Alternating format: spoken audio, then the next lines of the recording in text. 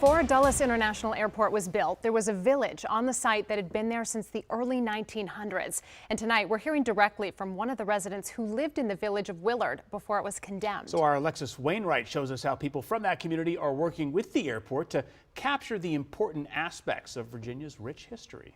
It's a story of a forgotten community and its black residents. Before this was Dulles International Airport, it was the village of Willard, Virginia. But you were born here, is that correct? That's correct. I was born in the small village of Willard. From my father's recollection, I was born maybe a 16th of a mile from where I'm now standing. Louis Jett can explain every inch of what the town that once stood here represented. This whole, I'd say 3 or 4, 8 or 10 acres is all Willard. This is Willard. He was up here until the age of 8, and he's kept every single memory stowed away in this binder that he dons on weekly.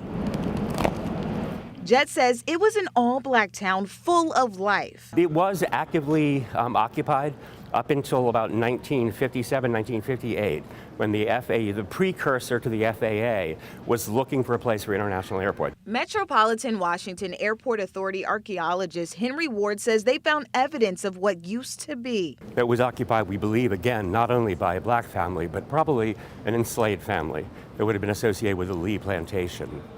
And so some of the artifacts we found on that site are really quite evocative. Some of them are rock crystals. But Willard was cleared out around 1958. And they realized that there were some, I think, hundreds of buildings, farms, the village of Willard, all out here. All of those properties were basically went through a legal protection to go ahead and have them condemned through eminent domain.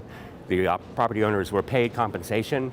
How fair it was can be a question. A question that Jett can answer. The government sent my father and mother a letter saying our land was condemned. The date was September 1958, and we had to be gone by September 1958. He says they were paid a little over $8,000 for their 2-story house that his dad built himself and their land. And now 3 airport runways meet where Willard used to be. We think about Loudoun as this, really progressive and dynamic and modern county.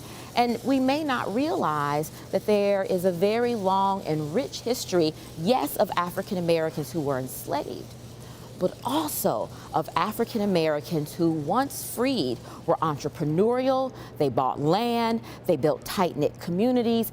And now this history will be displayed in an exhibit where it once stood tall and proud. Alexis Wainwright, WUSA 9.